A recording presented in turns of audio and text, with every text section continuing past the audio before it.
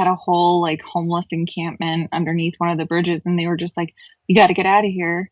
Well, they're gonna go somewhere. They're Yeah, still gonna go somewhere. You're not helping them. I'm going to do some pieces on homelessness in California. Down about 45 minutes from me is Santa Cruz, California, where homelessness is rampant, right? Because the weather is pretty nice. It doesn't freeze, and it's not as hot as it is down south. Well, down south is worse, but uh, there's a little place, soup kitchen type of place over there by Home Depot. Wait, no, by Costco in Santa Cruz. And homeless people like hang out downtown, panhandling, like playing guitars and or doing whatever down there to make money. And people give them money. I've actually met people that were like former CEOs of freaking businesses, homeless people down there that just decided to check out of life, and they're homeless by choice, not by circumstance. So most of these homeless people are choosing that lifestyle. They want to do drugs and they want to party and just not have any responsibility. And if you can enable that through these nonprofits, then a lot of people are going to go that route. This puzzle. Yeah, you are I'm not correct when saying it comes to a lot of them yeah, they do, a lot of them do choose to be out there because they know there's no rules set for them. They don't have to worry about responsibilities, things like that. I used to have so I have a business as well where I have crews that clean office buildings after they close and things like that. And we had a contract with a nonprofit that they housed homeless people, and we would have access to the HR department where the finances was at, and they would always leave paperwork all over the tables. And I was up there training somebody one day, and oh my God, I remember them leaving what their profit, so not the overall gross, but the profit was. And I remember reading it monthly, it was $3.9 million profit. That Whoa. Yes, so every month that was their profit, and they always claimed that they didn't have any money to house everybody, and they always claimed they didn't have enough money to do this. Always claim that, but I'll never forget seeing that profit number. They got enough money to make everybody a millionaire. Pretty I mean, much. it's bizarre. Um, I just got an alert. I got a doctor's appointment at 2 o'clock. At 2 o'clock, but it's a phone appointment. So if I go dark for like 3 or 4 minutes, that's why. But I'm Okay. not gonna stop. I'm just gonna keep going. All right, we forgive that you. We forgive you. Yeah. Appreciate that, Marcel. the homeless are the issue. I'm saying that if you potentially are the mindset to be porch guy, that's where you're going to find him in that type of environment. I disagree with that. I think Porch Guy was chosen because he didn't have a record and because his DNA is not in any database. If you're smart and you want to get away with something and you're the chef, the waiter is going to be clean as a whistle. You guys agree? Yeah, it would be smart to find someone who's not in the database. And yes, Cass, we were just talking about nonprofits and how much their CEOs make, like Red Cross and Goodwill and all of that, where, I said if you take over 50% of what bring in for your charity and give it to, you know what I'm saying? Like if you're paying people out or you're expensing over half of what you're getting in, you don't even have any business running a nonprofit. But yeah, no, I agree. Somebody just emailed me a picture of Sue Ellen, I think. No, no. Yes. I'll pull it up in a little while. Who yelling? So, as my sweetheart knows, I like to go to places at night and during the day and when the sun's going down. And so I am going to show you that I went out there and I started looking at some of the elements there. And what do I mean by that? I had a case years ago. Her name was Rebecca Johnson. And in that particular case, it was a mother with 3 children. She disappeared. And she was murdered by 3 individuals, meth users, tweakers, all the above. They looked exactly like that environment we just saw in that news report. I spent over 3 months in that environment, talking. And I thought to myself, okay, has the sheriff, has Tucson PD, has anybody been flushing this neighborhood? If I was a streamer in Tucson, rather than hang out at Nancy's house, take the pictures of Porch Guy. And I know Monks just did a thing where you can screenshot his drawing and start poking the bear in that. Problem is, it's like, I don't know, 75% of Mexican guys look like that. With the beard and a mustache. I mean, how do you, with what we see on that Porch Guy thing, even Monk's thing that he did, I mean, it looks like the beard and the hair, the facial hair looks fake to me. It's funny you said that it looks fake because I've been saying we don't know if this guy had some sort of what you call a flesh mask underneath Yes. that mask. Because if he had 2 Yeah. gloves on, why wouldn't he have 2 masks on? I've always said that. I think you're right. I mean, I actually did a video, a live stream where I showed the person, a woman coming up in the video of a woman that looks just like a regular chick with short hair. And she pulls the thing from her boobs and everything. She pulled the boobs up over her face, and she was a completely different woman underneath.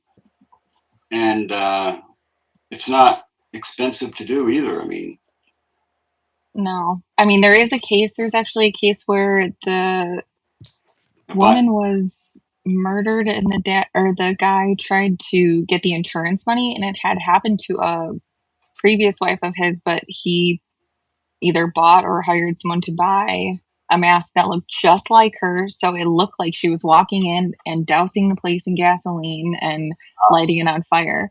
But I think Monk's picture further verifies, that's what I was trying to say earlier, further verifies that, because the eyes are so sunken that it leaves space for that. Do you know what I mean? It's like there's distance, that mask distance, so the eyes are more sunken in. Do you remember the video I did where the guy had a latex mask, a black guy, latex mask on, and he was robbing banks? And even, he was a white guy, but he had a black man's mask on. He always wore sunglasses, and he robbed banks. And so they picked a black guy up that looked just like the mask, and they arrested him. And his own mother said, "Yeah, I saw my son robbing that bank." And it turns out it was a white guy in a black man's mask. I mean, their own mother couldn't tell the difference. That area. It's common thing for them to use a mask like that, actually, to very common. The CIA's wardrobe department is unbelievable. They can dress up and make themselves look like a 90-year-old man, all hunched over with a cane, and underneath is a young chick that can run, a 5-second freaking quarter mile, wherever it is. Oh yeah. So you could really do anything you wanted. Talked to some of my folks and learned that Tucson has what they call Bravo teams. Yeah, Bravo team. This is interesting. What did Nanos do to the Pima County Bravo teams? Well, we heard that he dismantled them. Just like we also heard that he dismantled his very experienced homicide unit and reassigned those folks to different places. So if you don't kiss Nanos' ass, you don't work in his desk job. Yeah. I mean, what he did to his incumbent during the election amounts to election interference. Totally screwed her over. And, I believe he kind of stole that election. He did. We've heard that he's done a lot of dismantling of very valuable sheriff's department assets as far as investigations go. Yeah, so basically he has, eliminated all the teams that would have been going out and talking to these types of individuals. And I went out and started talking to some individuals, and I started asking questions. Tell me about the neighborhood. Tell me about this, yada, yada, yada. Okay. And it's amazing what a cold bottle of water will do when you have what they call jonesing, or somebody's chasing the needle or they're chasing the pipe. Okay. And you understand that they're in need. Well, these are the kind of people that They don't need water, they need drugs.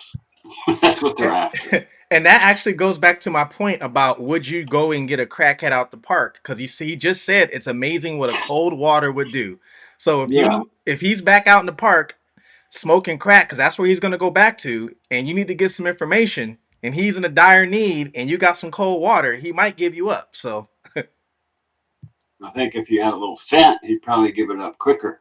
I mean, how reliable is someone who's strung out, though? Like, how reliable are they to actually do it and do it in a sober enough degree where they're not just going to, like, nod off right in the middle of trying to do that? I mean, I don't know. Tell you anything you want. That's why torture never worked. Yep. Because when you torture people, they'll tell you anything to get you to stop torturing them. Mm-hmm. That's why, if you ever heard of a guy named John Kiriakou, former CIA, he blew the whistle on the torture program, and they went after him, and he's threw him in jail for blowing the whistle on the CIA torture program. And he even said, he got more out of the terrorists when he treated them good than anybody ever got out of the terrorists when you torture them. That you just can't, there's no reliable information you're going to get. And it's the same thing that happens with false confessions, though, too. You sit there and interrogate and badger and badger and badger, and then It's like did I do that? I don't know. You remember the Delphi? I've seen that personally with the false confessions. I've seen that personally with people where they would like you said, badger them and then just use psychological. Even same thing with the lie detector test. They'll use that Mm-hmm. to try and make you do a false confession, to make you believe that maybe I am lying, or I've seen that plenty of times. Yeah. Mm-hmm. It's crazy. It's not reliable. would fit. I mean, just keeping somebody in an interrogation room for like 12 hours straight and just keeping them awake, and they'll tell you anything basically to get out of it. Come on, we know you did it. Just you want to get it off your chest, don't you? And finally they're like, "Oh yeah, I've been there. Oh yeah, yeah, you were a fugitive." Yeah, I've been there. When I turned myself in after being on the run for all those years, I was interrogated for 4.5 days straight. They Oh had my God. 4.5 days straight in an interrogation room.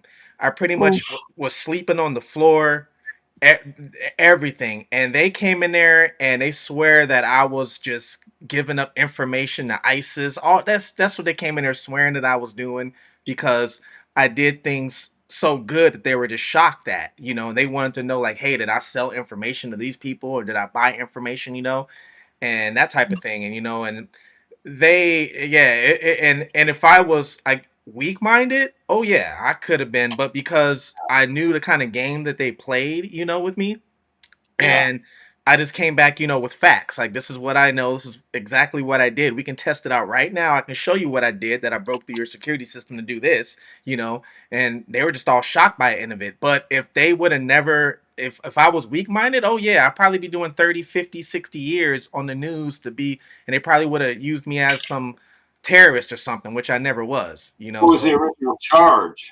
The original charge was, so back in 2003, I started a do you remember the company MCI? No. MCI was a phone company. It was with they were just as big as Sprint and AT&T. And Yeah. I was working for MCI, and at that time MCI went they got in trouble for like money laundering, things like that. And I just had my first son, all kind of stuff. So we show up to work one day, doors are locked, we can't go to work. I'm about to get evicted. So I eventually ran into a guy to help me start a car ring. So the original charges was we were taking cars from dealerships, but the dealerships was in on it, and they were Yeah. writing the cars off as a tax write-off. So I did Yeah. that for about 6 or 8 months. Then after I stopped, I had like a whole crew. I let them, they kept doing it. I stopped and they kept doing it. Well, once they got caught, they told on me and I was like the Yeah. mastermind, you know, Yeah. and all that type of thing or whatever. And they linked everything to me afterwards. Luckily they never didn't go federal, luckily, but um I ended up going to, and this was like the first time I ever got in trouble too. So they ended up sending me to a prison actually, but they ended up sending me to a boot camp prison. Um, Wow. yeah, so I graduated that, and then during graduation, I had a 3-year-old son. He ended up passing away like right after I graduated. He ended up God. passing away in a car accident, Sorry. and God, they I'm so sorry. they sent me to a halfway house, and I went to the halfway house. Come to find out, the halfway house was only like a mile away from where my son was buried. I never got to go see his grave, so I'm begging him, can I go make this, just this piece that I need? Anyway, long story short, we ended up butting heads. I ended up leaving the halfway house, and that's when I went on the run for that whole time, actually. So I had an escape charge, then plus my original charges too, which they could have bumped back up to like 10 years, which I could have got. Plus the Yeah. escape was like 12 years. So I was looking at 22 years Nice. altogether. 22 years altogether. And then when I eventually turned myself in, we worked out a deal to where I showed them, exactly how I broke through security systems. I worked at the JFK airport while I was on the run. And they were like, how Right. did I do that? So I showed them a lot of stuff, what I did. And, False identities plus and taking shit. accountability, they only gave me 2 years probation after that. And that's long and done and over with after that. That's cool. So you had like a false identity to get that job? Yeah, yes. I had false identities. I went to Canada, I went to Greenland, I went to Iceland, I went to Mexico back Well, and you had a forth. good time. Yeah, man, I was living life. I went to Mexico back and forth. That's why I know about how easy it is to cross that border in Tucson, because I was in Tucson crossing the border, but I was using the underground tunnels doing it, actually. Especially if you did it through the Indian reservation. Yeah, I know about the reservation, but I never stepped foot on there. So I never went on there. I actually went through underground. There's a couple underground tunnels that I don't know if they're still there. I believe one is still there through a contact I have, but I was using some underground tunnels going back and forth, conducting Right. some business of trying to survive pretty much, really. Right. But Right. yeah, so I know all about that interrogation. Yeah, they'll try their hardest. And I tell people, even if you're innocent and you didn't do anything, just don't say one word, Yeah, get your attorney. exactly. Mm-hmm. Um, I was for the first half of my life, I think I was like a kind of a dealer, but I never got caught. They almost got me once. They They're tried gonna to, get him now. Get him. Get him. that's a It's long, past long statute of time. limitations. Yeah, way past that. But one time I went to get a quarter pound of, or no, I was buying stuff from this guy named Nanos, some cocaine, and he all of a sudden I got a call from a good friend of mine that from my high school days that was kind of the kingpin of that kind of powder. He was the kingpin of the area, and he was a friend of mine, but we never really talked or met in person. But he called me up and said, Dano is going to call you and try to set you up. He's working with the DEA. And then, like 5 minutes later, the phone rings and it's Dano trying to front me a quarter pound to try to set me up. So I freaked out and I left with all my shit. I took my boat, my truck, my camper. I went up to Fort Bragg, California, and went salmon fishing with a friend of mine out in the middle of the ocean. And I did that for a whole summer. I'm like, if you can catch me out here, you can have me. But never did catch me. So that was, yeah. But as soon as I had my daughter, I was like, I can't do this anymore. I'm not going to be one of these guys at the bar who, can't see his kids anymore or anything like that. Yeah, once you have kids, everything changes. Everything. It's before you have kids, you're thinking of wild things to do, But once you have kids, everything changes. It should change anyway. It should.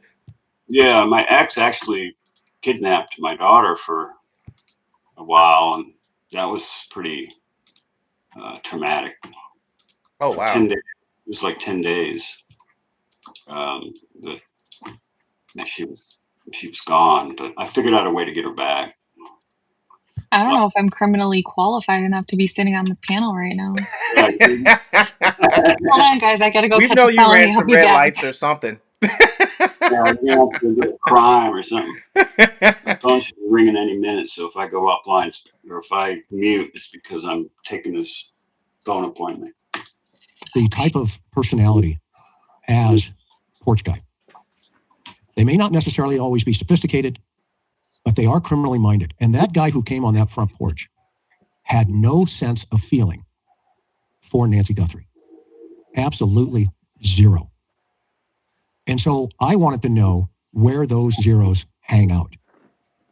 And how do those zeros connect in any way, shape, or form close to the three women in this investigation? Because for me, Nancy is the main target. But is it possible that Annie is also in the conversation? Or Savannah? Or is it possible you need an area where somebody could be brought in as porch guy? And there's more to the story that we don't know yet. Okay? So I hit the streets in the last week in Tucson. And I thought, how do we go from this house in terms of the suspect understanding she was going to be in this house at a certain time, a certain date, and a certain place? Somebody knows. And it's not standing in front of this house where we're going to get that information. It's going to be going to parks like I just showed you, that park actually, and telling people there's $1.2 million on the fence here. And that park is 5.9 miles from Nancy's house. It is 5.6 miles from Annie's house. It is 1,000 feet from Annie's workshop. And you will be surprised when you do that, what you will find out about perceptions, about maybe the cops are looking in the wrong direction. Maybe they're waiting for the Easter Bunny. And maybe there's more to this than just the electronic footprint. This is a situation where there are a lot of answers, in my opinion. Quickest doctor's appointment ever.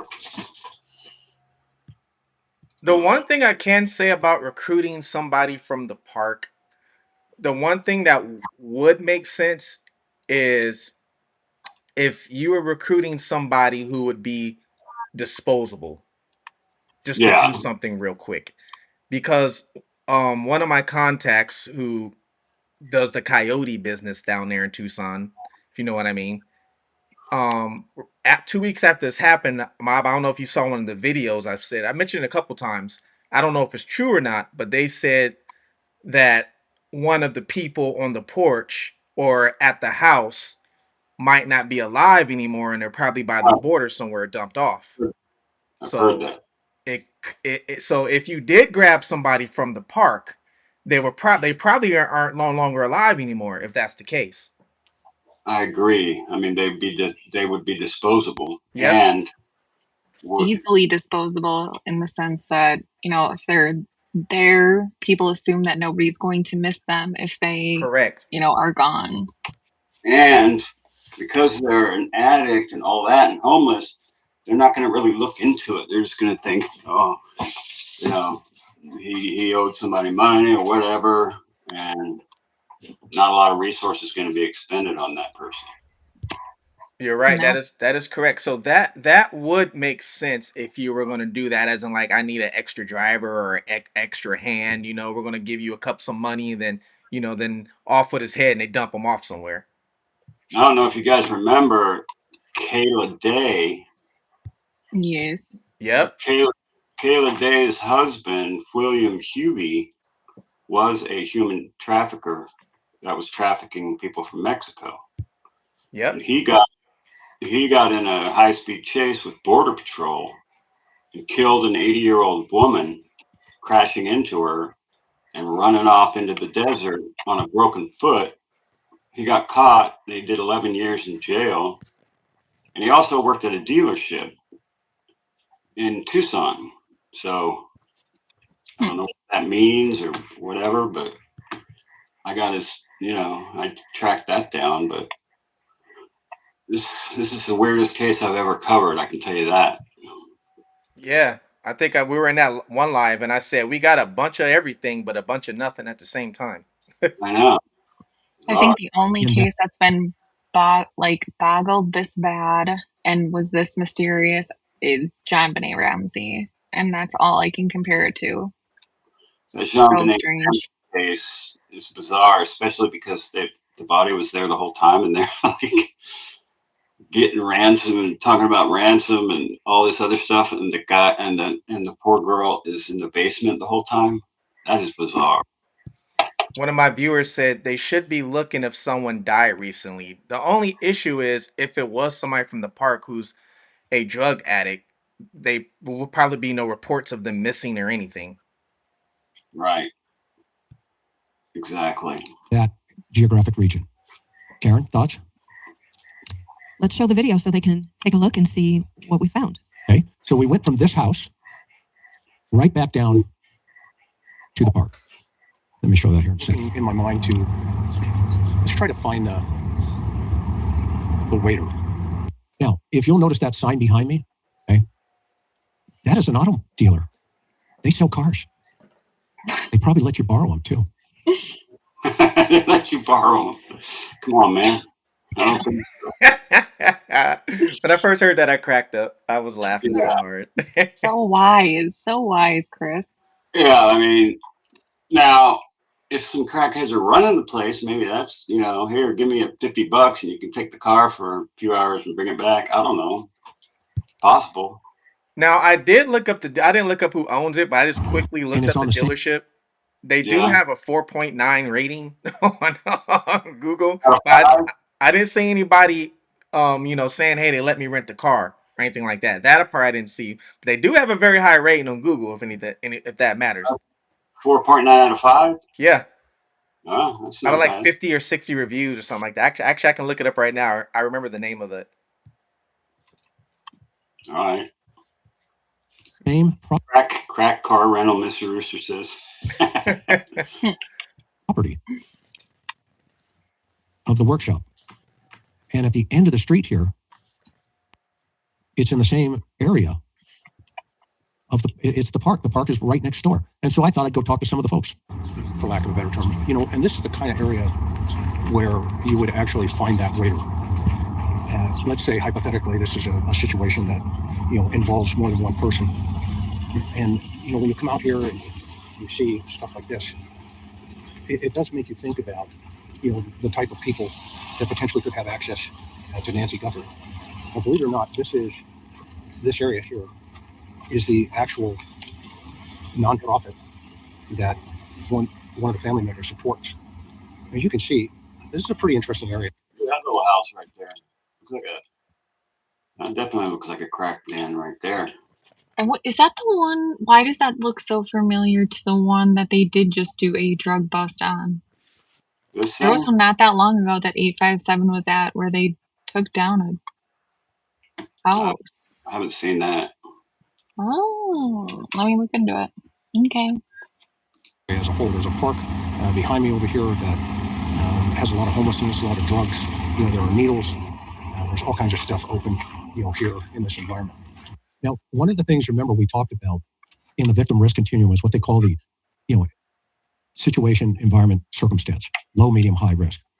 We talked about, remember, a contact point. There has to be a contact point. And I come from the old school where we solved homicides long before DNA, long before cell phone towers and all this other stuff. Those are great tools, don't misunderstand me. But you've got to get on the street.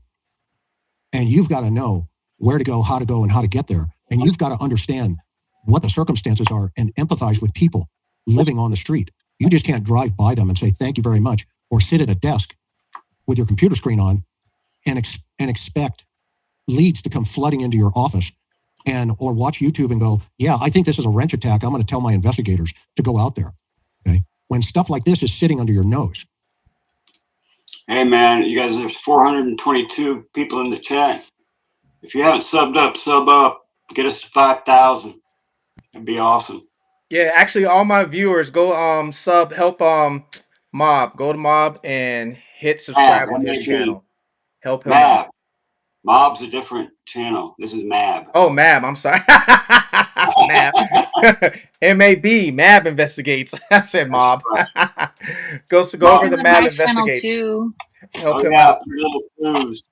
Pretty Little Clues. Also Yeah. go sub them. Yes, Pretty Little Clues as well. Help her out too. The one thing he does say in this video, which I do agree with, is you do have to, certain these cases have to hit the streets. Yeah, I You agree. have to hit the streets to talk to people to get information, whether it's from homeless, whether it's from other criminals, whether it's from whoever's in the street. You know, if let's say if it's a gang that's involved, a lot of times if you can get in with the lower level of the gang member who feels he's being shorted or something like that, he'll give you some information. Yeah. Yep. Totally true. Where you have the daughter of a kidnap victim in an environment that's loaded with criminals, just loaded. And I'm not talking a few. I'm talking the other night, just recently, they had a shooting in the park that I'm at. The guy's dead. Let's not forget that on the night of Friday the 13th, Luke Daly got arrested or detained. Mm-hmm. 2 people were hit by cars and died. Yeah, Dolly came up on that, right? Yeah, he ran up one of them thinking it was the scene, and he ran up on a deceased person. Mm-hmm. Oh, and Elena Moore, her autopsy results are in. What's that? Elena Moore, the lady that was missing. Oh, yeah. Missing. Oh, yeah, they came in. Results are in. Actually, I was doing a video on her tonight. How did she die? Says did not find any immediate cause of death, revealing no evidence of trauma or external injuries. Well, I can read. There has to be they don't know. There has to be a cause. That made no sense at all. That made no sense. Yeah. Says the coroner states that the autopsy did not identify an immediate cause of death, revealing no evidence of trauma or external injuries. Well, she didn't just walk out and like DFO, like fall out. They don't have the toxicology back then, huh? No, it usually takes like a couple weeks, doesn't it? Like 2 weeks. 2 weeks. Yeah, it could take a while. So it'd probably be on the toxicology then, we would think anyway, if that's the case. I would think it'd be in the toxicology report, that the cause of death. Thank you to whoever said that in the chat. I can't remember who it was, but someone in the chat said it. Okay, cool.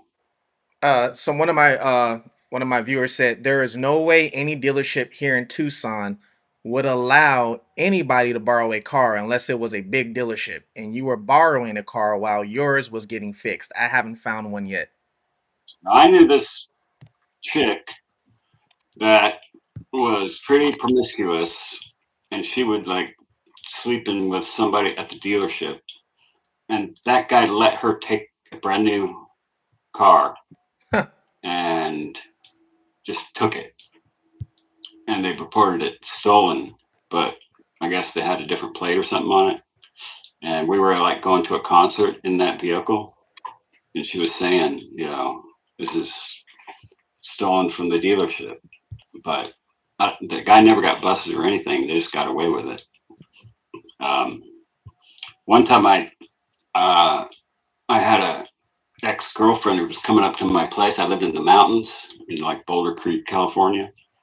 And she was drunk, and she was coming up to get some meth, right? And she rolled her Toyota 4Runner on the way to my house. And I had a trailer, so I ran down there and put it on a trailer and brought it up to my house. And then I contacted the insurance company. And I said, why don't you guys just sell me that vehicle? And they wanted to, they were giving me a problem, right? So I said, well, I don't know if you know anything about Boulder Creek, but I'm just going to put this thing on the side of the road. And by the time you guys get to it, there's going to be nothing left of it. And so they went ahead and sold it to me for a really good deal. And then these guys called the Flying Hawaiians came up to my house and said that they could fix it. So it still drove, but it was totally smashed on the top.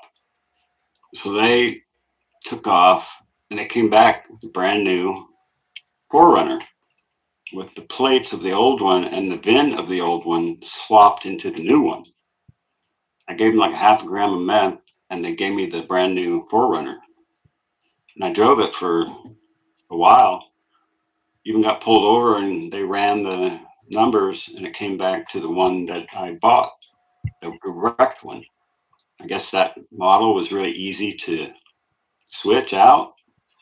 But then when I had my daughter, I'm like, I can't risk it. So I traded it for like 7 pounds. I traded it to the Mexican mafia for 7 pounds of brown weed. I have a question now that you guys are both on here. Well, two actually. So you guys have all seen Juanita Adame's The Dispatch and the map that she had and everything. Yeah. You guys notice that MG Motors is like right by that last one where those guys were seen like out of a window in an apartment building in like the masks or whatever? Oh, you're talking about the kid that called in the 3 guys with the mask and the gun, or 3 or 4 guys with the mask and the gun? Mm-hmm. So MG Motors is right by there. And what was the other one? Oh, Patricia so Marcel from Fugitive TV. TV. Oh crap! No, and again, no. It has to do with Luke Date or LD. Oh So my you're talking about god, MG Motors? That one is next to. Zach. it's not far from that last arrow that she had on her video. Okay. So Zach from Jordan says he wasn't in the country at the time. That's what I was going to talk about. You're so good. So Yeah. Harvey came out and he was talking when he brought up the guy that was emailing them. Mhm. And he was saying that this guy wanted to make it very, very clear that he was not involved, that he's been out of the country for several years, Well, which I thought was I was on interesting. the screen when Sleuth was firing questions at him. Remember Mhm. that? And he said he wasn't in the country and he was in Jordan. But if you look at his, I saw another video that was going over his Facebook from like 2000, I don't know when, but it showed some inconsistencies in that story that he may have been in this country. So I don't know. But he does, I mean, Sleuth Intuition, like put the Luke and Zach right side by side with the mask and they looked pretty close. But anybody would probably look close, right? Because you can't see shit under that mask. And when I started doing the research on this particular area, I said to myself, bingo, we're into something here. Is it possible this guy is associated with the nonprofit group, i.e. not that they work or connected to them, but that they go there? Because it's open for events. There's all kinds of stuff that would open up the possibility of somebody going, overhearing, knowing, learning about Annie's life that could connect it to Savannah's life, that could connect it to her mother's life. That's a lot of connection, Chris. Everybody see where I'm going here? Yeah. And in between this, you just happen to have a car dealership that sells cars, okay? Kind of like, off the side kind of thing. So my question was, can you borrow a car? Can you take a car on a test drive? And if so, nobody would know better. And what kind of car are they looking for on the video? How many cars are in that area there inside of, this particular car dealership? So, you borrowing a car at 2:00 in the morning? But what's his point with how many cars are there? It doesn't make See any if they notice if one's missing? What is he trying to say? It's kind of throwing mud at the wall, seeing what's All right, I don't know. got it. it makes you think. It does make you think. This is the type of environment that if there was a waiver in this case, if I was investigating this case, these are the kind of things that I would really want to break down and get into. And so, that said, I don't know, I just think it's interesting. I'm going to see if I can talk to somebody. So I'm not going to name her name, but I started. Now there are people who are genuinely homeless that ran in, like their husband died, and they couldn't pay the rent, and they got kicked out, and that's the kind of situation. But those are rare. Well, right. Not every homeless person is homeless because of choice or I've seen addiction or anything like that. Sometimes it like happens to normal people. It in just my does. area. In my area, if you follow one of these panhandler people that are at stoplights or whatever, you They make follow a them. lot of money. Yeah, you follow them home, and they're in a nice house. They get in a freaking nice SUV, and they drive home. They make more I money couldn't than do they're it. working. Shaking the trees. And I went down to the end of the park as well. And I started asking questions. This poor sweet woman here, she's obviously suffering.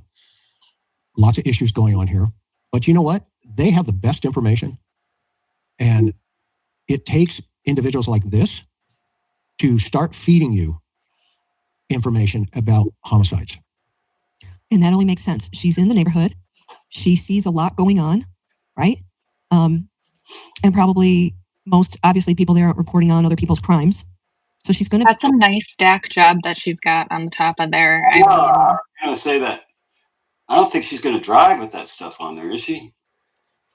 Look like she's just all sitting there. Did I tell you about the wood that flew out of my truck yesterday? I had 62 pieces of 1.5 by 1.5 redwood, 12 feet long, all bundled up in my back of my dump truck. But it was kind of, the bottom of it was at the bed, and the top of it was over the cab of my truck. And I was driving home from Home Depot, and I couldn't see out the back because of wood, right? I turned the corner. I was almost home. I look out the back, and there's no wood in the truck. I'm like, oh, shit. I just had gotten off the freeway, right? I'm like, oh, my God, did I kill somebody? Oh, my God. So I turned around and went ripping back, and I see this car pulled over, I don't know, a quarter mile from where I turned around, and there's all the wood on the side of the road, safe. Didn't hit anybody. I was like, God was watching after me yesterday on Father's Day. I'm telling you that right now. Wow. yes. Talk about And happy Father's Day, Yeah, I had an adrenaline dump. I was like, both of you. yeah, it's crazy. And people like her are going to be a wealth of information if the cops go down and spend the time and talk to people. It's old school. Yeah, the Bravo teams, or what we would call crash units, where I'm at back in the day, or special enforcement SES. I gave her a bottle of water there, as you can see. Chris has got the weapons, the bottles of water. This is info. Cold bottle of water, because it was hot. It was like 102 degrees, and she's just trying to make it. She's just trying to do her thing. But at the same time, those are the kind of things where you start getting information, and you start. If you're going to solve a case, you've got to leave the house. You've got to leave. Okay, we know all we can about, porch guy, but you've got to get out into the street. And I was really disappointed. And we're going to talk more about this on the second piece of this on the next episode. Now, Marcel, have you heard?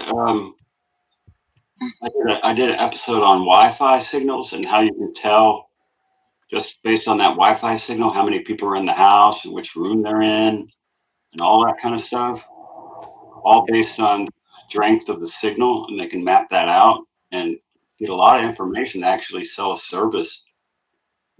I don't know what it's called, but you can actually walk into a room and the lights go on because of the Wi-Fi. You can tell which room you're in based on the signal. Like Oh yeah, Bluetooth. it's even because I talked about it in one of my episodes. Even like the router will store your IP address in your router. A lot of people don't know that. So you walk into a friend's house, use their Wi-Fi. Now your IP address is stored in their Wi-Fi or their router, I should say. I mean, I'm talking about the actual map of the house that they Oh, can for tell. room, like the actual, like if you're in the living room or bedroom or Yeah, kitchen. Oh, okay. So they can walk into the kitchen and the Wi-Fi router will know that based on the signal strength and the map of the house. So you walk in the kitchen, the lights come on, you can do stuff like that. So I was wondering, why didn't they not use that technology to find out how many perps were involved in this crime? You know what? That I don't makes know. a I'm lot of looking at sense data now right that I think now. about it. Sorry. If you buy a new TV or something, you hook it up to your Wi-Fi. Sometimes they'll ask you, is this the living room or the kitchen? So it's like you're kind of feeding the memory to the Wi-Fi, like the router, like, hey, this is the signal coming from the living room. Now that I think about that, when you buy TVs and stuff, they always ask that question when you're hooking it up. Is this the living room or whatever? My Apple TV does that. Yeah. All right, here we go. About how the sheriff has absolutely gutted his department because of his personal anger issues with employees. This Nanos character is just too much. I mean, he's really destroyed the Pima County law enforcement community as a whole, just based on his egotistical behavior. It's just bizarre to hear about. He has compromised Nancy Guthrie's investigation. He has compromised it, and there's no question in my mind now.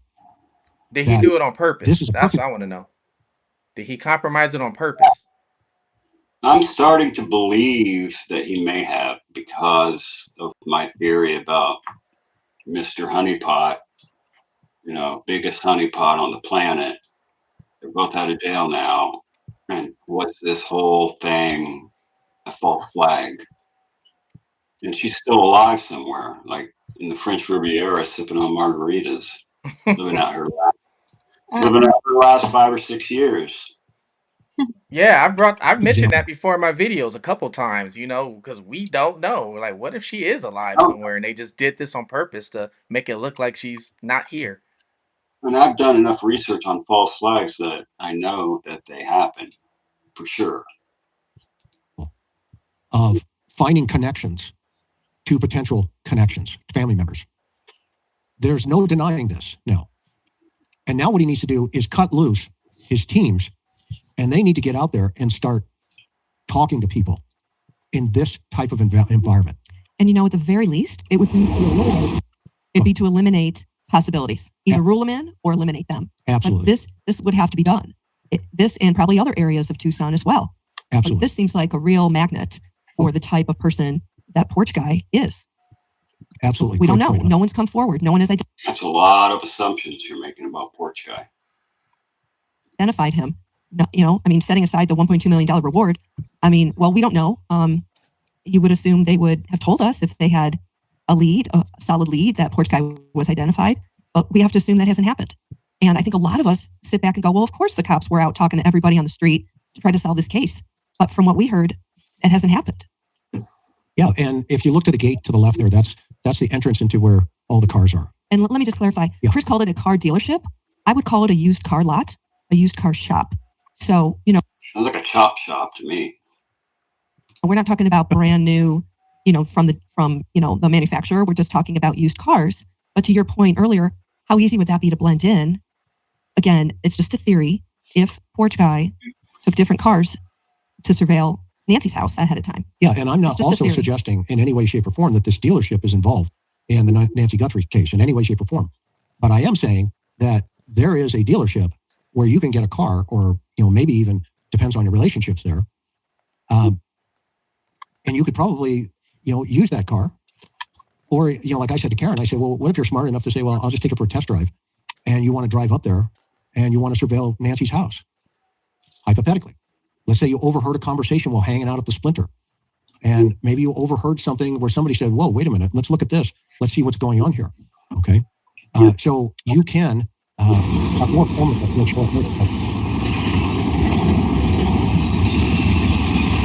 If you look over to the right, they're doing drugs at that car as I'm walking up on them. They're slamming the needle. And this guy over here on the left, I was really worried about him because you could tell he looked dehydrated. And I started walking up there, but I cut the film.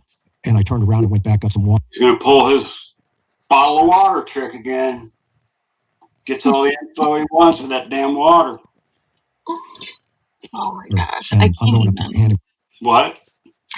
So, this video, I had to put these on. I was like, I just keep rolling my eyes because I don't get what he's getting at, this whole thing. And he's going around, he's like, look at this dealership, look at this, and this is where this is, and this is how many feet away, and homeless people live here. But it's okay.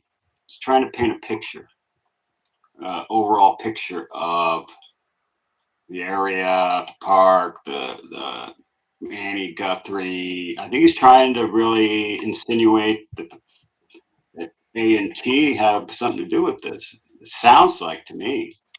I think it's the overall theme, but it's like, oh, look at there's a burger place over here. I wonder if the perp got hungry after they left the house and then they stopped at Burger King. Do you like? Funny. Yeah, I get what he's doing. Like he said, he's trying to paint the scene. He's trying to tell a story, and he's trying to just give those extra details, like reading a Stephen King novel. So I I definitely get it. Say if he's hungry, he stopped at the burger place. Burger King. in this water. Was it a chef or the waiter? Let's see. Let's go to the restaurant and find out.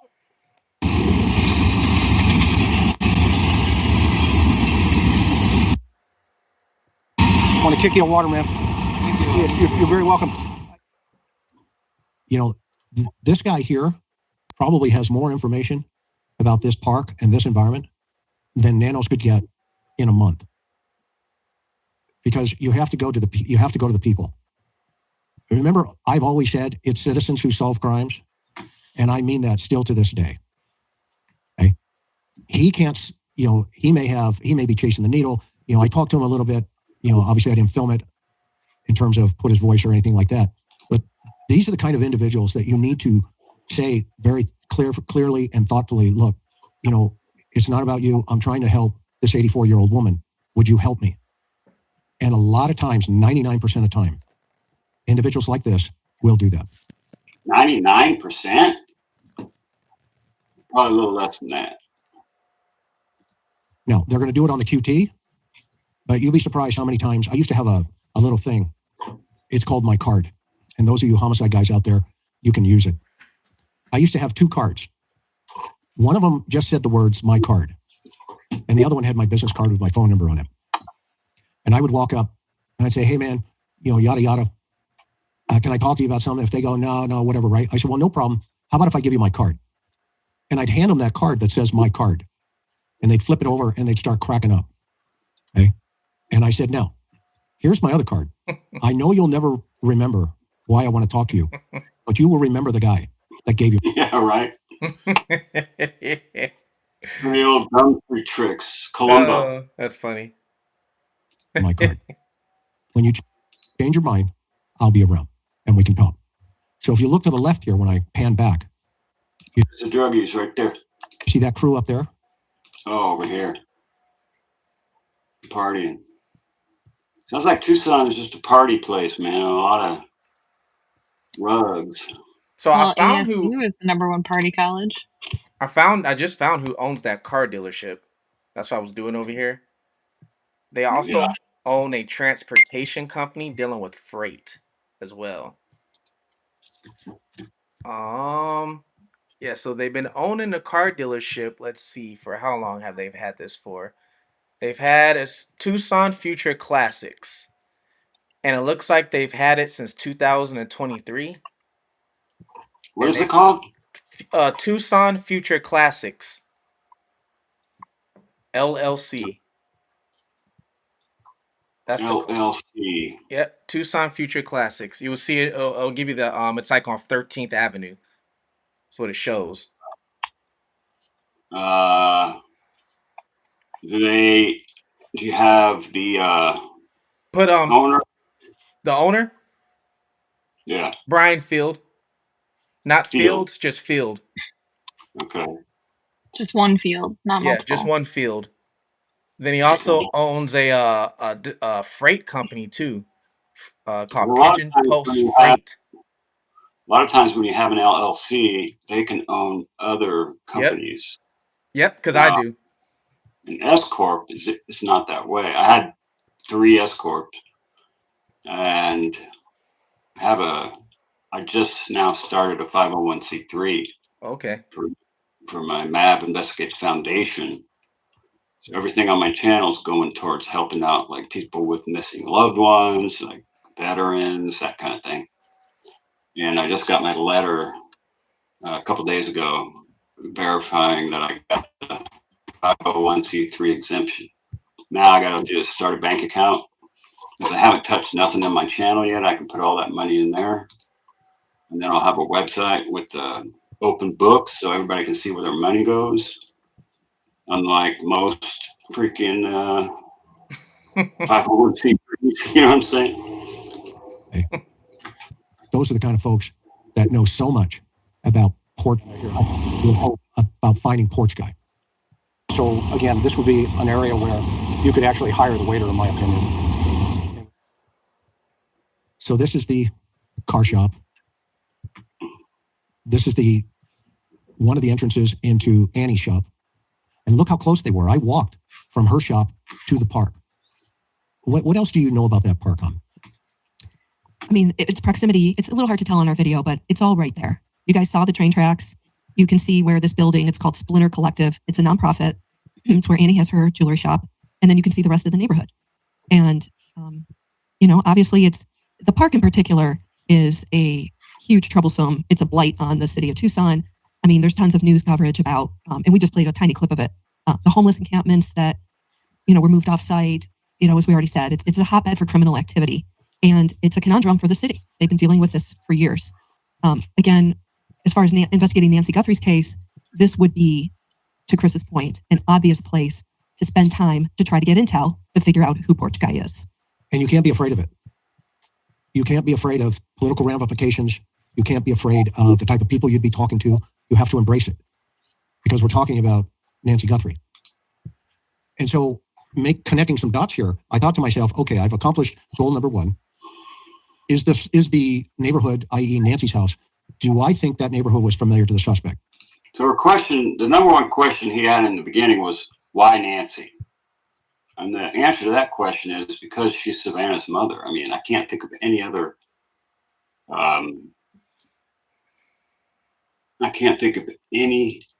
what is this? I'm not going to say the channel, but did you see TGE gentleman went out to that area today talking to people? No, I didn't see that.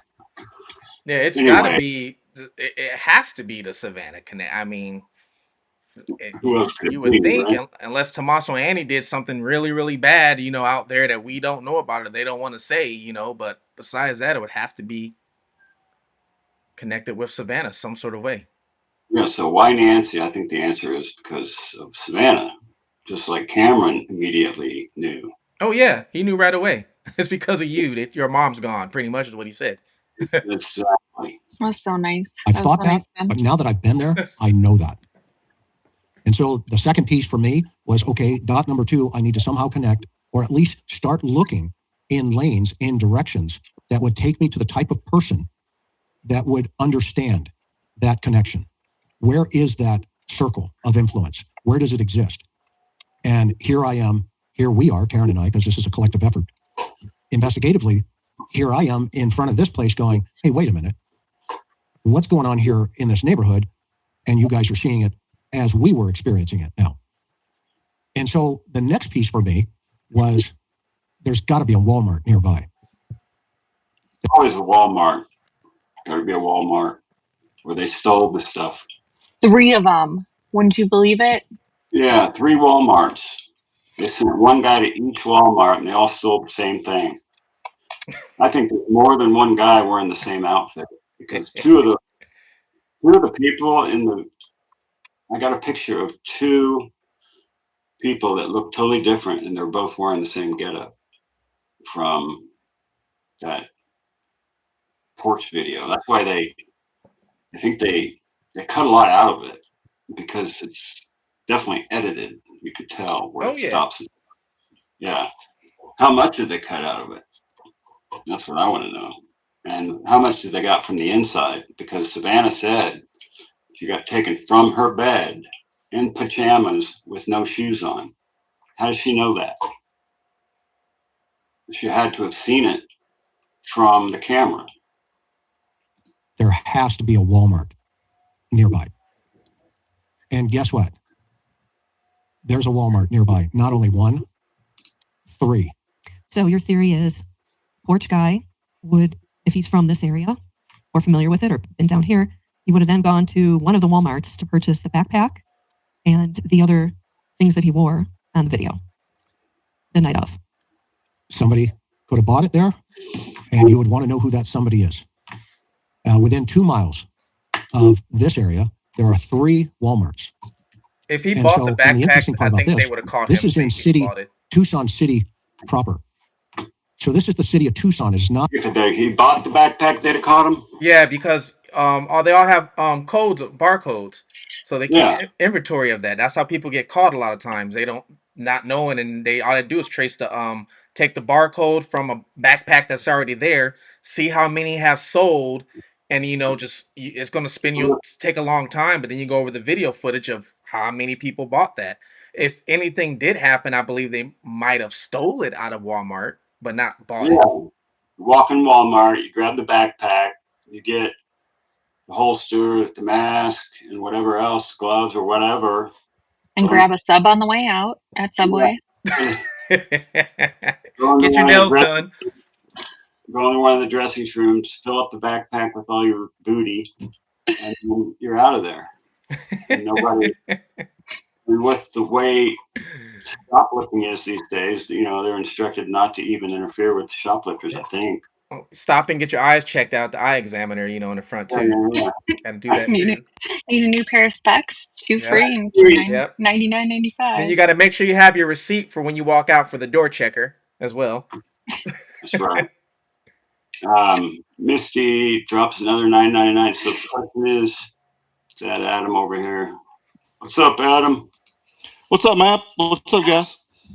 Hi, Adam. Chilling. Watching, what the hell did I do? Oh. We're just going over the video from Chris McDonough. It's riveting. Riveting. What do you think about that video, Adam? Yeah, I checked that out last night. I mean, that's what I've kind of been saying from the start is the streets know a lot more than what you think they do. And if you get out and you speak with people, a lot of people are willing to talk, if you just offer them, a bottle of water, some food, I mean, anything. But that's what I haven't really understood all along. And Juice and I were talking about that last night is, and I think that's what he's going to kind of start getting back into is just going out in the streets and talking to people. You can find out some interesting things out there. Yeah, totally. All right, let's continue. Not Pima County Sheriff's Office. So the sheriff may not have even flushed this out yet. But after tonight, he will, if he's watching. After tonight, I would suspect that just because corporate, you're waiting on corporate to send you something. You went to a Home Depot once, Karen? I did. Yep. It was a case many years ago that I covered as a crime reporter. His name was Josh Jenkins. It was a very horrific crime. He killed 5 members of his family. Yikes. And we learned that, and by the way, he was 15 years old, obviously extraordinarily troubled young man. Damn, 15 years old, took out the whole family? He went to a nearby Home Depot and purchased a tool. An implement, probably an axe.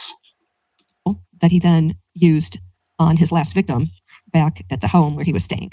So anyway, after hearing all that, I went to the Home Depot and I actually talked to the clerk who sold the killer the tool, which, was kind of a piece of the story at the time. And, it's a really horrible case, but it's what you have to do, from my lane as an investigative reporter and clearly the cops as the investigators. So also around this area, like I said, within 2 miles, whoops. There are 3 Walmarts. Which is interesting because, again, if the suspect, if the perp and or perps are local, and if they bought the gear at a Walmart, they certainly had options. So now I want to take you a little bit closer to the evening, back to the same area. And this is the drive every single day that the sister of Savannah Guthrie takes to go to her shop. And you'll see it's a very industrialized, older neighborhood. It's a barrio. There is a lot of problems, as we've already explained. Barrio. But this is the area of going into that district. Brand new. A lot of homes were torn down, a lot of what's going on there. Nice asphalt. Brand new.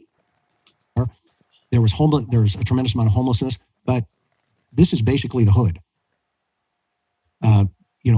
This is very important to understand this because this is the area where you're going to find somebody that will become porch guy if you needed a porch guy. Or if you are porch guy, you could overhear conversations with people in jewelry shops or something to that effect. And quite frankly, who knows what the odds are, could or couldn't be at this point. But I'll tell you this neighborhood, I would take my neighbor, Mr. 6 Hour, with me. I'd make sure I have good old Siggy. I'd take Siggy with me. I always got my buddy with me too. With me, including yesterday. Which I do. But I wouldn't go into this place in probably another hour when the sun's going down here with my wife. I would do it because I'm used to it. But she would say, "Hey, it's getting dark," and it's getting dark. You can see. Hey, but I'm driving every single day, and now we start seeing the cast of players come out to the left, walking. They're headed to the park. They're going to go cop dope. They're going to go slam. They're going to chase the needle. They're going to smoke the pipe. They're going to do fentanyl. They're going to get their blues. Blue? And by the way, there's 500. What's a blue? 7 fentanyl overdoses in Arizona. So, Marcel, did you have any Second Amendment rights, or did those get forfeited? For carrying? Yeah. Yeah, right now, unfortunately, until everything gets expunged, I cannot. Yeah. Which sucks. Yeah, it does suck. But there's kind of like, I'm down here in Florida.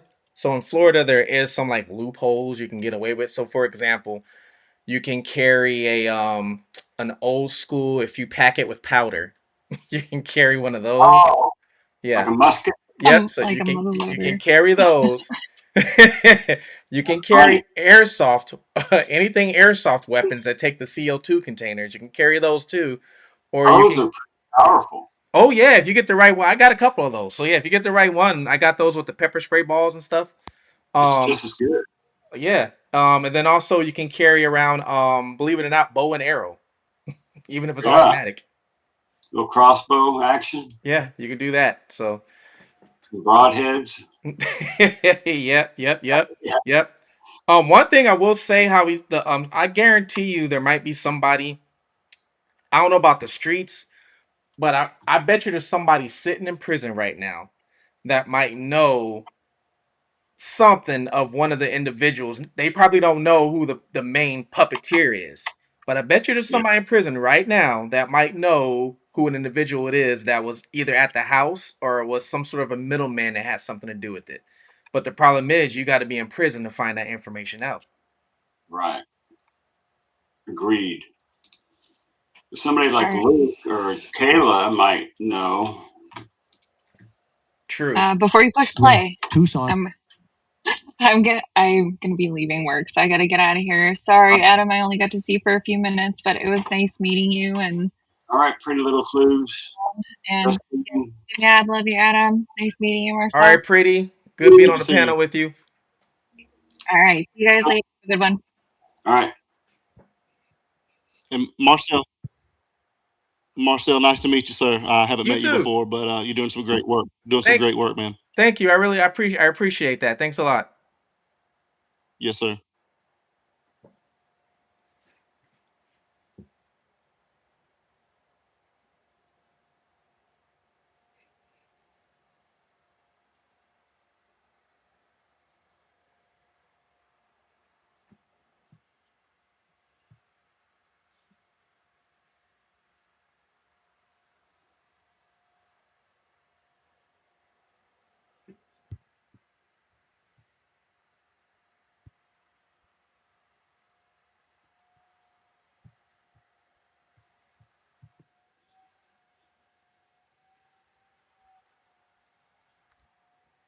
Is his volume there?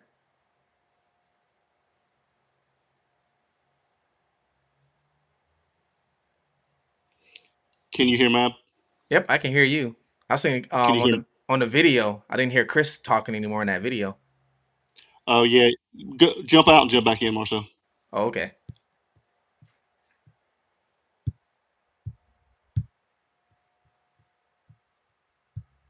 Can you hear that, Marcel? No. Hey, hit play on that video. Oh yeah, I can't hear. I'm gonna jump out and jump back in. Okay. All right. I'm telling you, man, StreamYard has been terrible lately. Every time somebody goes out, it messes something up.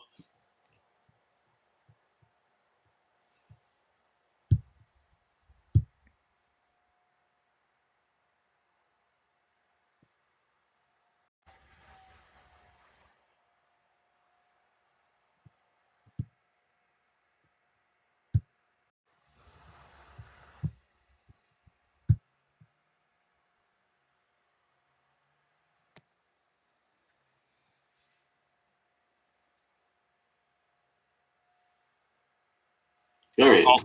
All I can see is me on my screen. Oh yeah, I gotta do this. All right, I can hear you again. All right, sweet. Can you hear the video? Over. Push play. Savannah's path Yes, I crosses can. I over can hear with it now. world leaders All right, cool. going to the Olympics, doing all of these things that they do. We can't see it, man. Did Tommaso go to Italy right after this happened? That was not confirmed. There were people saying that, but I could not find like an actual like confirmation that he did go there. All right. I always wondered that.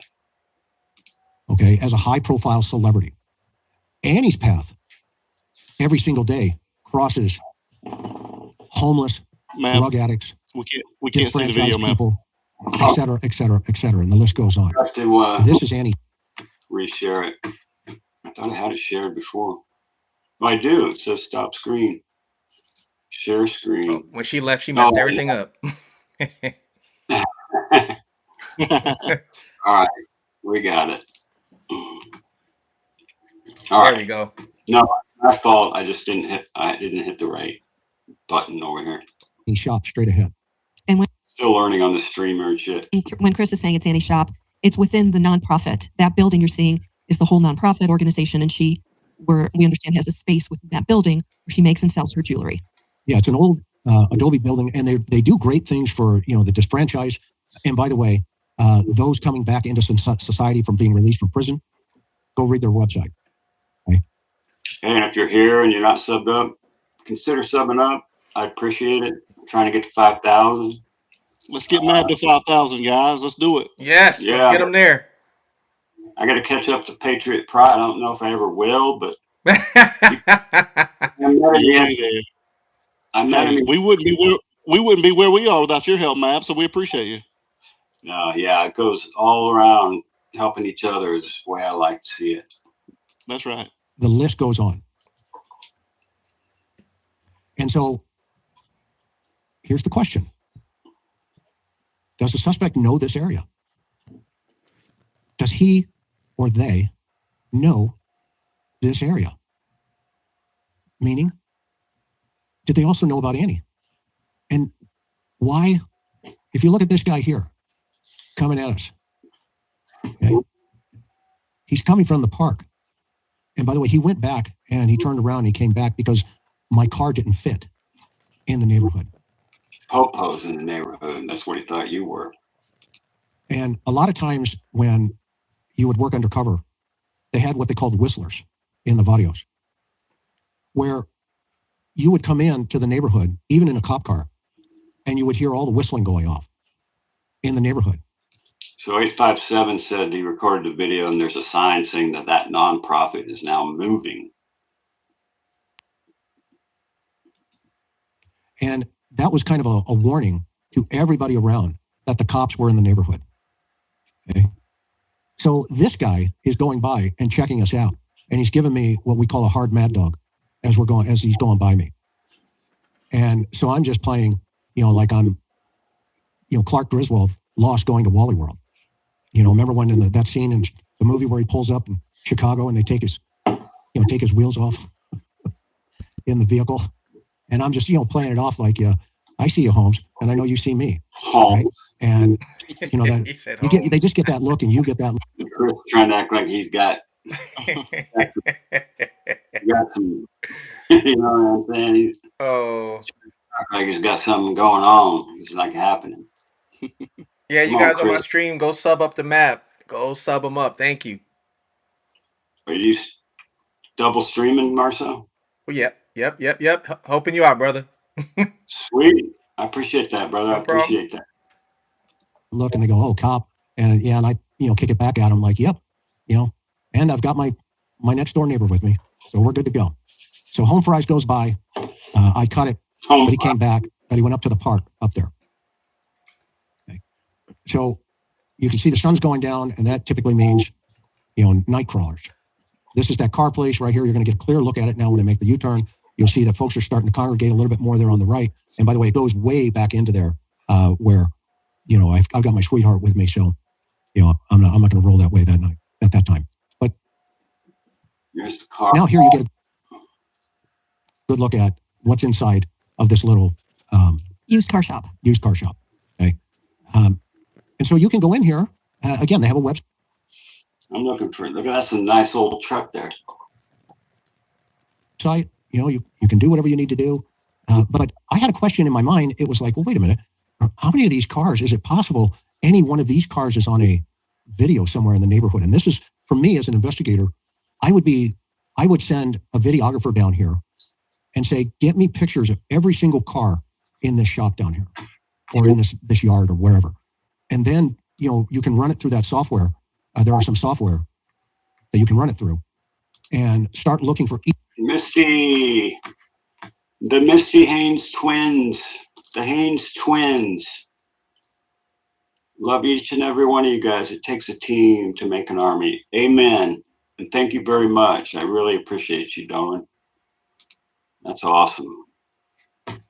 This is probably my best stream yet.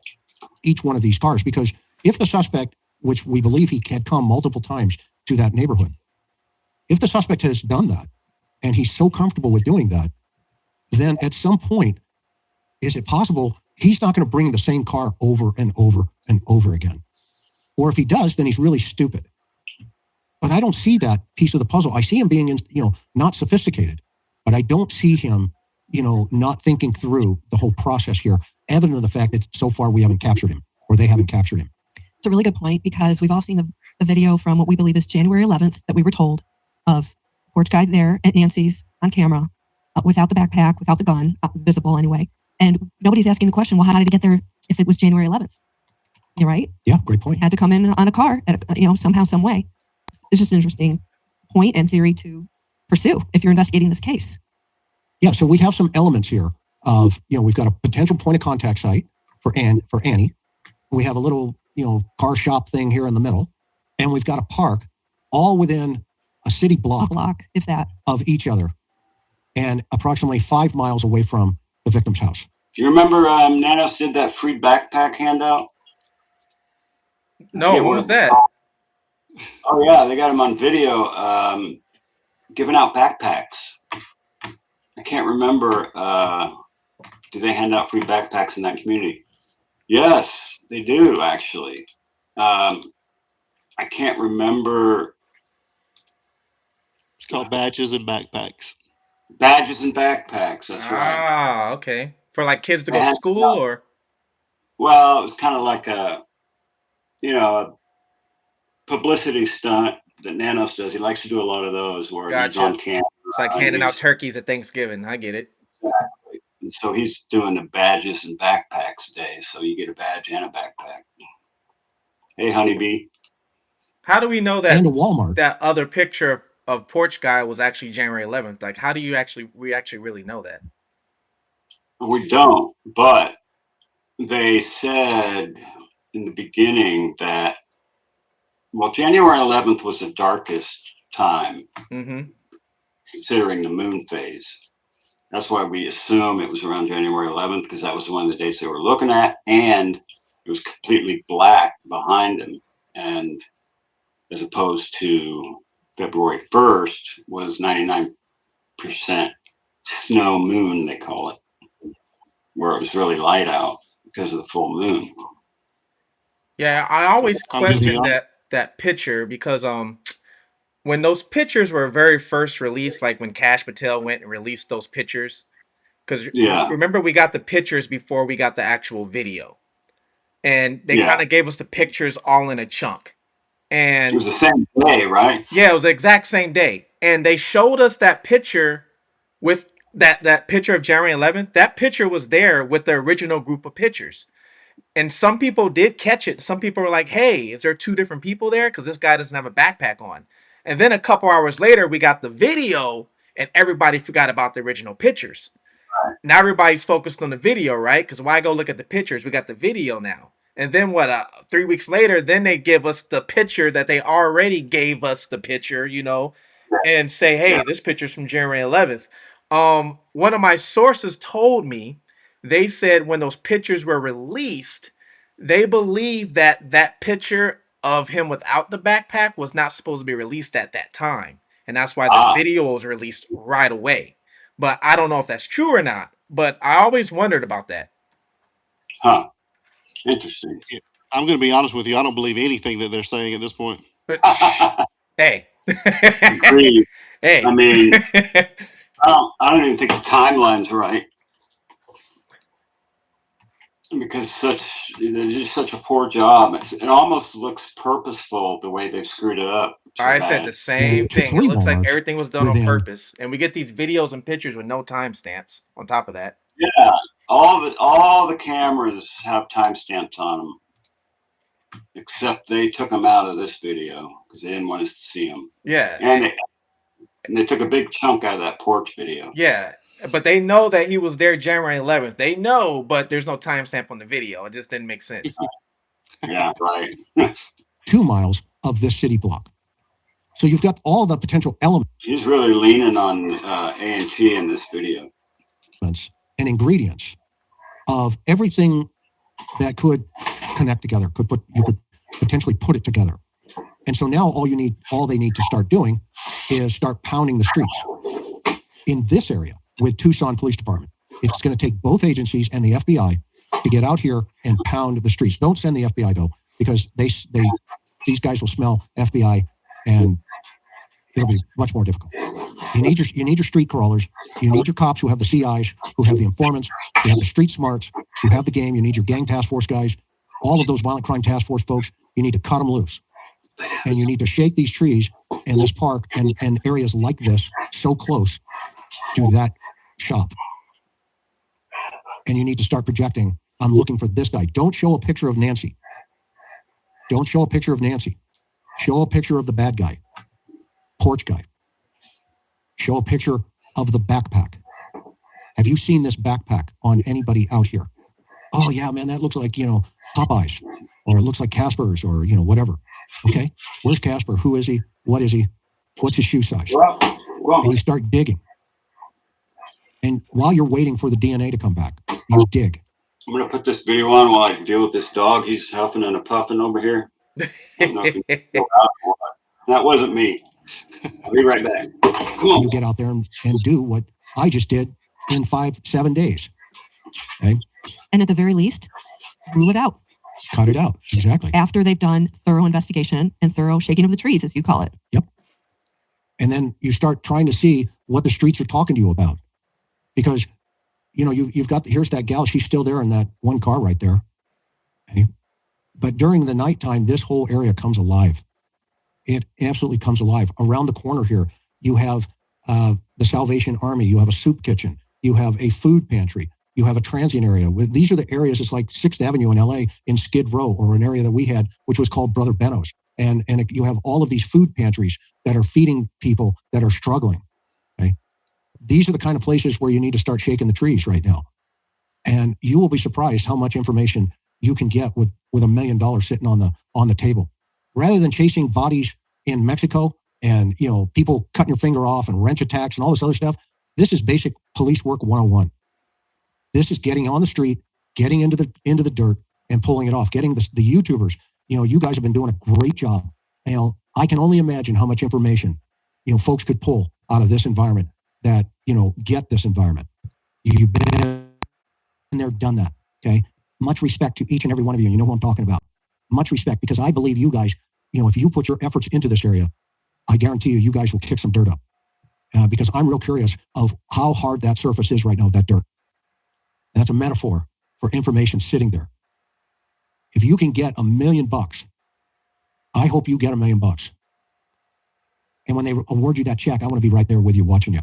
get You're it. not going to give nobody But right that to the million. right is the Salvation Army and a soup kitchen No. and a soup pantry. Nobody's getting that money. Right on this particular corner. So now if we look at this, okay, we are 2.5 miles from the flag on the right. That is Mom's house. We are 5.9 miles to the one on the left. That is AG's house, Annie's house. The blue dot is the park. It is a straight shot from Annie's house to that park. It's a couple of turns, and then it's a straight drive. And then the Walmart is within that blue dot within 2 miles. There are 3 Walmarts within that area. That is the kind of area I would hope you would continue to focus into. I'll let this run for a second.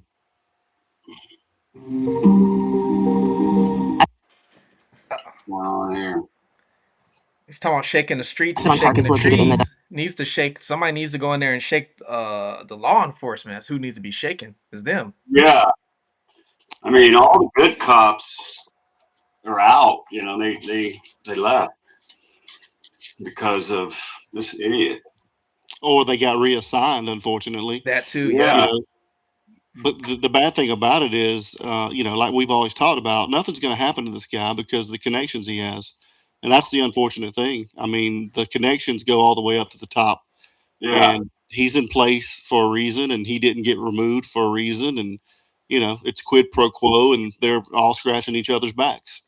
And these judges are also in his pocket, it seems like, because the judge that, you know, this guy that was reporting on the parks has been given a notice that he can't report on the parks anymore, and that he has a restraining order and all kinds of crazy shit. All because he was bringing light to the Parks Department and how there was some corruption going on. And so they just went after him. It's bizarre. Yeah, and if anybody knows the price of freedom, you know, Mab, it's me.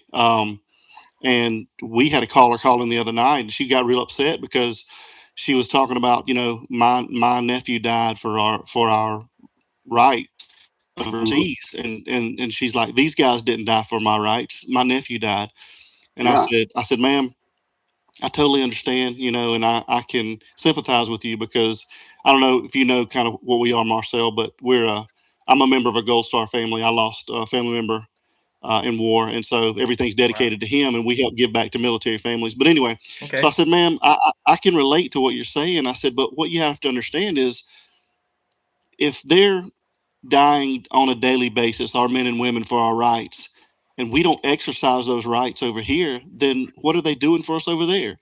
You know, they're Right. dying in vain if we're not exercising those rights. Yeah. And so, you know, we have to continue to push forward with our rights here because if we don't use them, we're going to lose them. And Right. they're just trying to take a little bit away at a time to see how many they can take away from us. I agree. I have to agree with that. I do too. You let them push a little bit, they're going to start shoving. My niece was in Iraq, and she was in Germany in between, stationed in Germany, and I guess there was a bar fight, and they beat the hell out of her. Mm. And she has, you know, permanent disability from that. I mean, they beat her within an inch of her life. My brother's daughter. So I kind of get where you're coming from with that. Sorry to hear that, man. Yeah, she's still with us, but she's just not the same. Yeah. Yeah, it's a shame. Dunbar Springs / Arionita neighborhood in Tucson, Arizona. People run and exercise there. The rugby team practices there and has matches there. So it's a pretty active park. I mean, I think it's just got the like visual realities of. There's the visual reality of that park. And by the way, this is Annie's boss speaking. What's going on with the housing crisis right now? Is Porch Guy in this environment? Is my question tonight. I don't think so. Is Porch Guy in this environment? My name is Natalie Brewster Wynn. I'm not saying he's homeless. I'm talking about criminal element because that's the kind of guy we want to be looking for.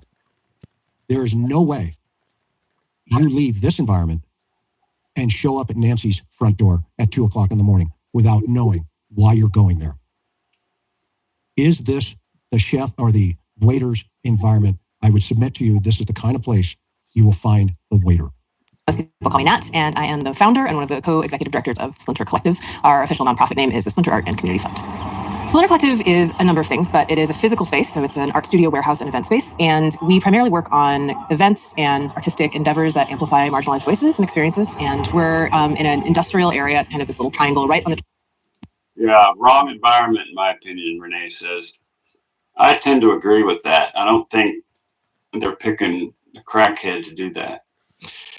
I don't think he meant this, in my opinion, specifically that they chose someone from that walk of life to do the job. But there's in the underground world, Yeah, things go around, and like Marcel said, especially, I totally agree with the prison system. Somebody incarcerated knows something about this. yeah, I can almost guarantee that. But this is the kind of, I think, world you want to start looking in and just talking to people. That's where I think things should start, is just communicating with the people, like he said, instead of the Pima County. Number one, they're not doing anything, but yeah. they're more worried about arresting people that are actually trying to bring truth and finding the truth. Yeah. Most of the information Crazy. I got to do on this case to do my videos all came from pretty much 90% of it's the underworld. Most of the information I got, and a lot of it they told me like days before stuff will start to come out. So I know that some of them are saying some sort of truth to it. Yeah, I agree. It's a shame that the police force isn't doing more. Do they want to do more? That's the question. I think that the chef may have eliminated the waiters if he was smart, and that's why we don't have anything. And that's what I said earlier when I was talking with somebody that deals with, in the coyotes on that border, transporting people and things like that. Yeah.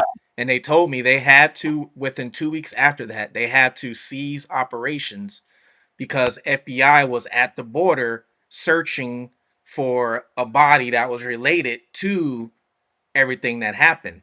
They had to seize because of that and stop everything they were doing. So Wasn't it you that said that you talked to somebody that kidnapping was their main job? yeah, the interview I did with the guy that's in prison. And actually that's what he told me before all this, bro. And it's funny, a lot of stuff he told me came to light. For you guys don't know, I interviewed a guy that's in prison. He's doing life right now. His whole job was, all he did was abduct people and kidnap people in South America. And he said it was always for two reasons. They would do it either for money or revenge every single time. And he said even if it was for revenge, the root of it usually was money. And he said they always went with a minimum of two people. He said the max would be four, just all depend. But he also said somebody was always pretty much just almost like a dummy victim. Like you would just use them for the job and then you just terminate them when you're done. So if there was three people, the third would probably be, the getaway driver, and you're just going to dump them off somewhere, and that's some of the stuff he told me. Yeah. Wow. Crazy. And Marcel, that just a couple of weeks back we did a piece on, there's a ring of I think 5 or 7 people that got arrested in Southern California from South America that were using Wi-Fi jammers to break in people's homes. I don't know if you heard that, but I seen that. Yeah, I didn't see that. That just happened. Happened probably about a month ago. Okay. Yeah, I do. They do use the Wi-Fi jammers. They do use that. And they were also using hidden cameras, camouflage cameras, to get the schedule of their targets and looking at their behavior and when they're gone and when they're there and that kind of thing. So they're getting using technology more and more, these criminals. Marcel's channel is Fugitive TV. Go sub them up. Thank you, guys. Thank you. You can see her area and the park very clearly. Train tracks and adjacent to Esteban Park. To me, everything is an ecosystem. We can't separate ourselves out from what's happening around us. And Now, what's interesting about that statement, an ecosystem that they can't separate themselves out from what's happening around us. Well, they also accept career criminals into their programs that they support. They're a good organization. They're trying to help. But inadvertently, did one of these individuals overhear a conversation that Annie may have ever had about her mom, about her famous sister? Probably. And one of these folks says, hey, wait a minute. And now a plan is put into motion. I wouldn't take it off the plate. We are in the middle of a bunch of different resources. The Caridad Community Kitchen, a bunch of churches that do soup kitchens and food pantries, the Salvation Army. And so you have people gathering where there are some resources available. Esteban Park is very much one of the most impacted parks by the rising levels of houseless folks. Houseless, not homeless. Houseless. It's a new one. Haven't heard that before. So this is a heat map of the crime. Look at the very top, the star. All the pistols. That's the area where Nancy lives. All the guns is the area where Annie goes towards her shop. All of that area down on the bottom. A lot of guns in that picture. Is this a contact site? It's something we have to think about. We have to think about this. This is a shooting on February 25th, right after Nancy went missing, at the exact same park we've been talking about tonight. Think about that. So my question is this evening. And the question is, bring this out. Does Porch Guy know? Of course he knows the area. Does he know Annie Guthrie? Not sold on that. And the Bravo teams were dismantled by Nanos. That was a stupid move, and I don't know why he would do that, other than to dissuade criminals from being caught. I mean, I can't think of any other reason. It's crazy. Know this area? Does he know Annie? And where are the Bravo teams, the street teams that Nanos stripped from his department, that could be working with the Tucson Bravo teams, meaning the specialized units, to go in and to talk to all the CIs, to talk to all of their contacts and ask them about any connections to this shop in any way, shape, or form.